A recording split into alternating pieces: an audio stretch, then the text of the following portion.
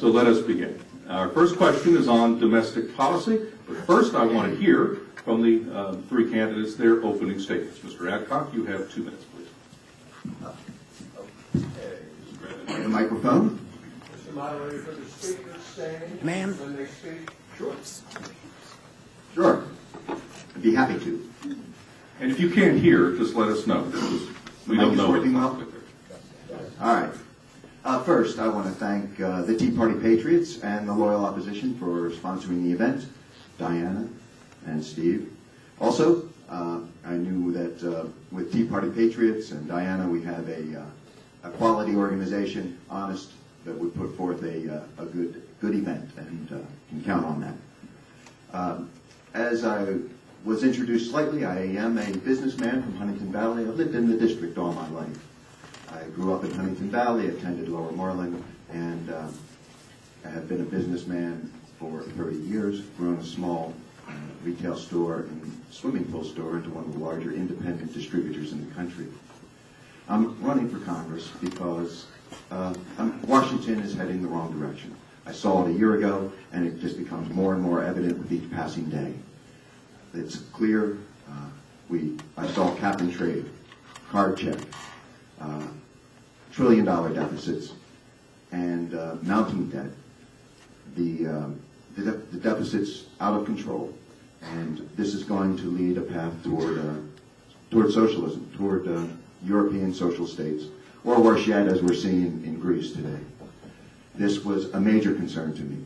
Piling debt onto our children, our grandchildren. That is the real reason I'm running.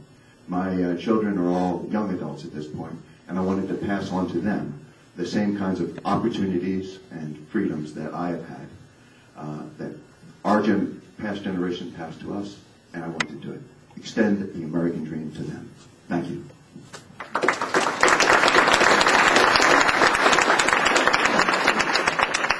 Mr. Adcock, thank you. Mr. Houghton, you may stand and you may begin your 2 minutes. Thank you very much. Is it working okay? Yeah. First, I want to thank Don and Diana Reimer for putting this whole thing together. Not working? Is that better? I want to thank Don and Diana Reimer for putting this entire event together. It takes a lot to get something like this done. I want to thank all the Tea Party patriots in the room. I think the Tea Party shows what America can do. Can't hear in the back? Is that better? Is that better? That's good. That's good. I don't get on the mic very often.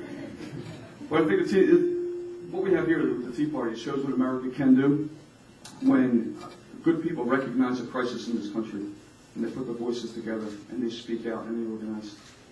And you should be very proud of yourself, and the country should be very proud of you for what you're doing, not just the 3 men standing up here. The reason I'm running for Congress is, as my two opponents will also tell you, Washington is broken. I don't have to tell you the specifics of why and how it's broken. Washington is broken. I've spoken to people all over the 13th district, and it resonates across the district. Philadelphia, Northeast Philly, Montgomery County, Washington is broken. We're not represented well by Allison Schwartz. If we were represented well, I'd probably be in a firehouse right now watching the Flyers game. But we're not. And I intend to go down to Washington with aggressiveness, and intelligence, and common sense, and straighten things out there. Thank you. Mr. Houghton, thank you. Mr. Winter, you may stand and you have your 2 minutes. Everybody hear me okay? Yes. If you can't hear me in the back, just give me a little holler. As those of you who have kids know, sometimes they bring germs into the house at the most inopportune time. So I'm fighting a little bit of a voice issue tonight because I have a cold. So bear with me. I think we'll be okay. But if you have a problem hearing me in the back, please let me know. For those of you I have not met, my name is Josh Winter, and I'm here because I'm running for Congress in the 13th. Let me start by, again, echoing what these two gentlemen have said. Thank you for being with us tonight, Steve, and agreeing to moderate. Diana, Philadelphia Tea Party Patriots, and the loyal opposition, thank you for organizing it. But I think the biggest thanks needs to go to all of you who are in the room with us tonight, because you are showing that you care and that you want something to change, and that's what we need in Washington right now more than ever. And it's about more than just saying Washington is broken. It's about finding a candidate and a representative in Congress that's going to be accountable to all of you, the people.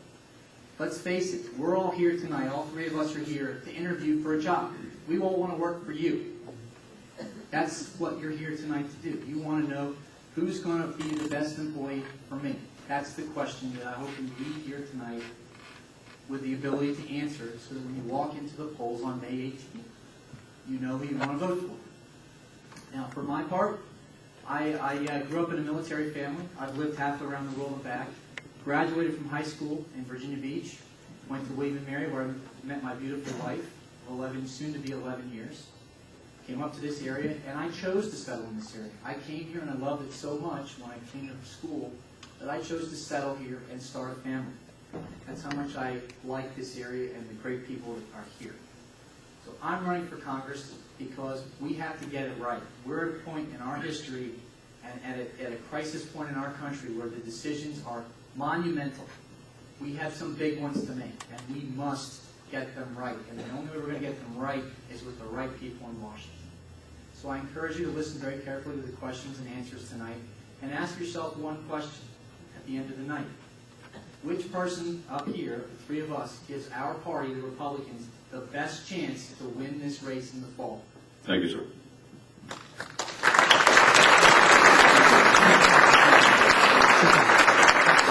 I will now begin the questions, and the first one is a domestic policy question, and it has to do with health care. Mr. Adcock, you will begin the questioning round.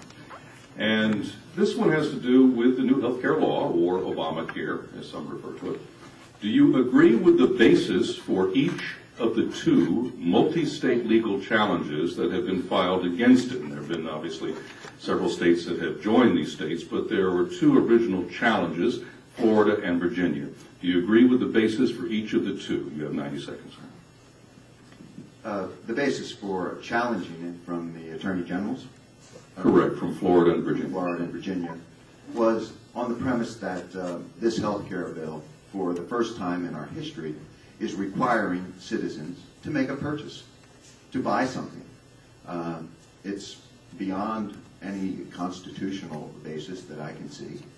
I don't know that a young person should be forced to buy health care, in essence, to subsidize other people in our society.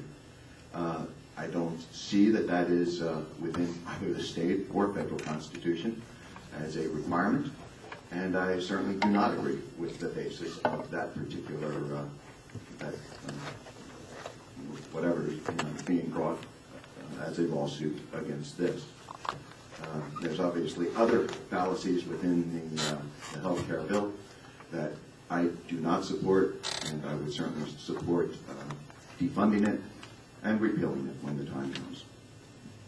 Thank you. Mr. Houghton, you have 60 seconds. I'm not going to need the whole 60 seconds. I support the I support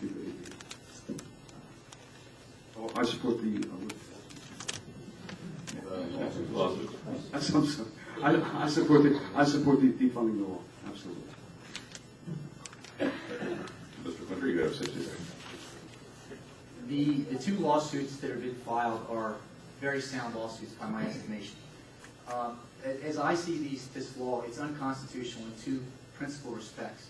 The first one Mr. Adcock addressed, and I think he's correct, in that what they're attempting to do is to force us as American citizens to buy something. It's never been tried before in American history, and to my estimation, it's completely unconstitutional. There's a second part of the bill that I think is highly unconstitutional, and that's the manner in which it was passed. It treats people in Missouri or Florida different than it treats people in Pennsylvania. That's a due process and equal protection problem, as far as I can tell. So you've got two problems, and this is what angers most people about the health care bill. You've got substantive problems, and they're loaded in this bill. I don't have to repeat all those. And you've got a process, you got the way it was passed. The process is annoying people. It was done in closed doors, without people seeing it in the light of day, and everybody, there was all kinds of special deals cut. So I would agree with the Attorney General's suits, and I do think ultimately they will be successful. I just hope they get there as soon as they can. Now, none of you mentioned that there's another court for the Virginia challenge, and that is that Virginia had passed a law prior to the passage of the federal law. So Virginia believes that this is a states' rights issue, not just an individual issue. But in addition to that, do you have any concerns, anyone, that all of these challenges have messed up in one area, essentially Florida and Virginia? And that is that they didn't add individual complaints. That there is a belief that they don't have standing, that the judges could rule that have standing stated in this issue, and just on procedural matters or whatever. You mentioned that. Yes, sir. I would agree with that. I have some concerns with it, and here's the reason why. There's a big part of this bill that deals with the issue of Medicaid. That's a state issue. Those are funded, that's a state fund. So I think you're going to get around the standing issue. I think you're going to be fine. A big part of the way that this bill is paid for, which the president didn't tell anybody at the time, was he raised the Medicaid qualification level to 113% of the federal poverty level, which means he pushed a big part of the cost of this bill down on the state budget. So I don't think there's going to be a problem with the standing issue.